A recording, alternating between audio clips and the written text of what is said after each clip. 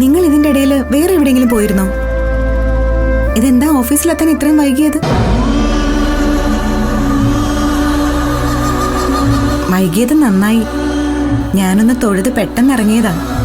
എന്തായാലും പ്രസാദം തൊട്ടിട്ട് ഐശ്വര്യമായിട്ട് ഓഫീസിലേക്ക് കയറാം.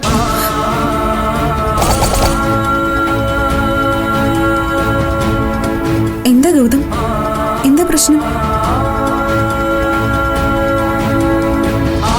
എന്താ പ്രണവേ ഉണ്ടായത്? നിങ്ങൾ എന്താ ഓഫീസിൽ കയറാത്തത്? അല്ലേടത്തി ഓഫീസിലേക്ക് കയറിയതാ ഞങ്ങള്. എന്നിട്ട് എന്തു പറ്റി? അത്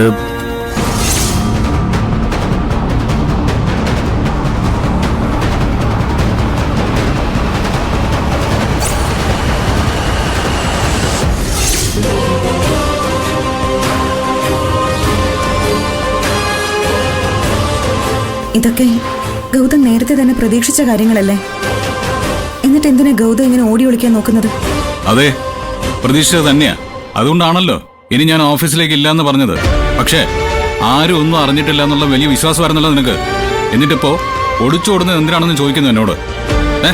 ഞാൻ എന്താ വേണ്ടത്? എന്റെ കയ്യിൽ നിന്ന് ശമ്പളം പറ്റുന്നവര് എന്നെ തന്നെ അപമാനിച്ച് സംസാരിക്കുന്നത് കേൾക്കുമ്പോ അത് കേട്ട് ഞാൻ ആസ്വദിക്കണോ? ഏട്ടനെ അപമാനിക്കുന്ന രീതി സംസാരിക്കുന്ന ഒറ്റ ഒരുത്തിന് ഈ ഓഫീസിൽ ഉണ്ടാവത്തില്ല. അതിനെന്താ ചെയ്യേണ്ടതെന്ന് വെച്ചാൽ ഞാൻ ചെയ്തോളാം. എത്ര പേരെ അങ്ങനെ ഇവിടുന്ന് പുറത്താക്കാൻ പറ്റും നിനക്ക്? പകുതി പേർ മനസ്സിൽ തോന്നുന്നത് പുറത്തു പറയും.